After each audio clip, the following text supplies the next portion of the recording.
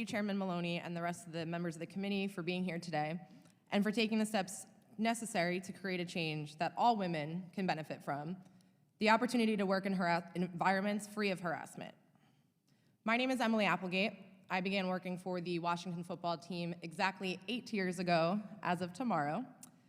While my time with the team was short, my experiences there have altered the structure of my entire life. In July of 2020, the Washington Post published a story that quoted me saying, working for the Washington football team was the most miserable experience of my life. I stand by that statement to this day.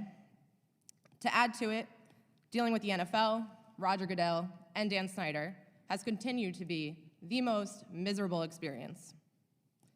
On a daily basis, I was sexually harassed by my direct boss, the chief marketing officer of the team.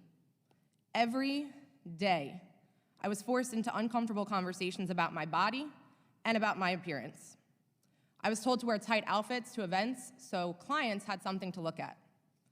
I was asked invasive questions about my dating life, specifically if I was interested in older men because my boss was significantly older than me. I was told I wasn't allowed to wear flat shoes because he liked the way my body looked better when I was in high heels. My photograph was taken without my permission and passed to other executives throughout the team by my boss. I was called Jewish slurs that referred to a non-Jewish woman that you are sexualizing. A slur, which I will not repeat, a rabbi described as simply indefensible, condescending, racist, and misogynistic. When I stood up for myself, I was told that I was a distraction, as if it was my fault that grown men in a professional setting could not control themselves. To address the most common question that I get, why didn't you report to Human Resources? I didn't report to Human Resources because Dan Snyder created a culture where this behavior was accepted and encouraged. I was told not to speak to Dan Snyder. I was told to never even look Dan Snyder in the eye. Many employees were intimidated into not speaking to our boss and intimidated into not reporting the harassment they experienced or they witnessed.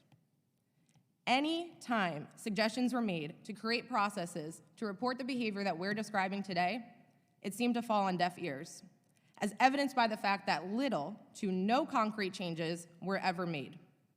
If changes were made, the culture of harassment would have never been able to continue. Instead of taking any accountability, Dan Snyder and his wife have claimed to be victims. While at the same time the harassment investigation was happening, they accumulated more wealth from becoming the sole owners of the Washington football team, courtesy of the NFL. Roger Goodell has proven once again he is unequipped to handle important issues within the NFL. He has mishandled social justice issues, domestic violence issues, and now sexual harassment issues.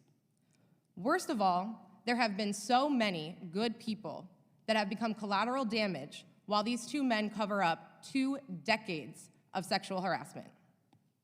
Today is when the journey of truly holding these people accountable begins. Today is when Democrats and Republicans can come together and ensure that what we experienced will not happen anywhere else throughout this country. Today is when we can make a difference and we can show the American people how impactful Congress can be. Those that sit here today and many others came forward at great personal risk. We did our part believing that what we were doing would help employees across the country, but to our shock and our disappointment, the NFL did nothing.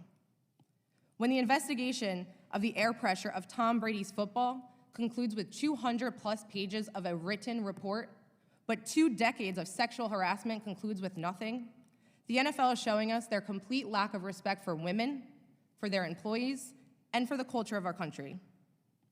The same as every day, I'm asking for transparency and accountability.